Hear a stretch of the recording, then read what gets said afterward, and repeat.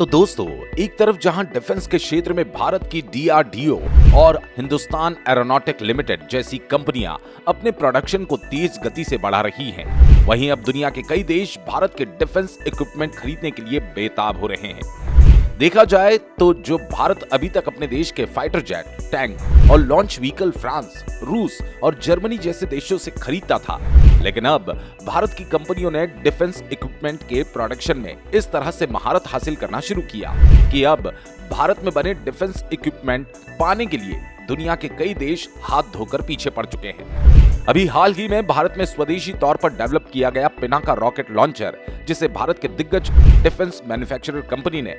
L&T और Tata electronic की मदद से डेवलप किया,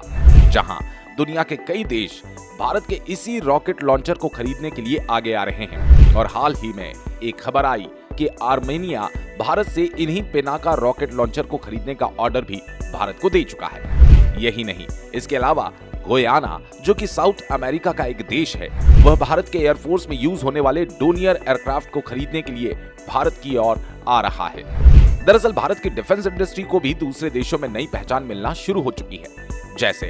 अभी तक रूस, जर्मनी और फ्रांस को मिली थी, और जो देश अभी तक रूस, फ्रांस और जर्मनी से ही डिफेंस इक्विपमेंट और खतरनाक हथियारों को खरीदते थे, अब वही देश भारत की ओर आना शुरू हो चुके हैं। और हाल ही में आर्मेनिया, जिसने लगभग 2 हफ्ते पहले भारत को 90 की संख्या में अल्टरी गन सिस्टम बनाने का ऑर्डर दिया, और वहीं आर्मेनिया अब दोबारा से भारत के द्वारा डेवलप किए गए पिनाका रॉकेट लॉन्चर को खरीद रहा है। पिनाका लॉन्चर से हम 40 से 75 किलोमीटर तक की दूरी पर किसी भी टारगेट को पार कर सकते हैं। वैसे देखा जाए तो इसकी टेक्नोलॉजी को DRDO ने डेवलप किया है, लेकिन इसका जो लॉन्चर ट्रक है उसे बनाने में टाटा इलेक्ट्रिक और L&T की काफी भूमिका रही। हालांकि भारत की DRDO ने इसे डेवलप करने के लिए काफी ज्यादा रिसर्च और हार्ड वर्क किया, लेकिन आखिरकार भारतीय वैज्ञानिकों की मेहनत दूसरे देशों में भारत की डिफेंस इंडस्ट्री को नई ऊंचाइयां दे रही है। आपको बता दें कि केवल आर्मेनिया ही नहीं, बल्कि दुनिया के कई ऐसे देश हैं जो भारत की ओर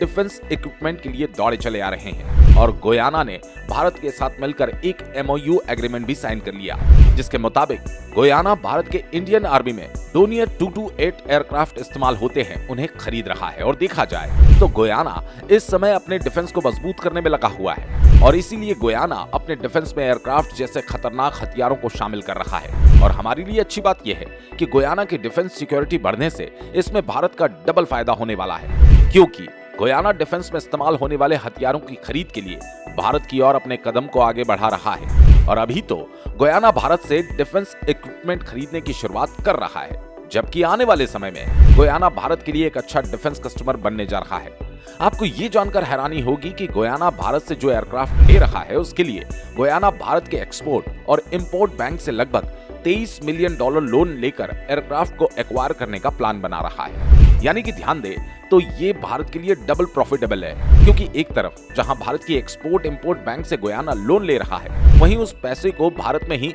एयरक्राफ्ट खरीदने में खर्च कर रहा है। ऐसे में भारत के डिफेंस इंडस्ट्री की डिमांड दुनिया भर के कई देशों में बढ़ती जा रही है, और अभी तो भारत की डिफेंस इंडस्ट्री ने उभरना शुरू ही किया है, जबकि आने वाले 1-2 सालों में इसमें और भी ज्यादा तेजी देखने को मिलेगी।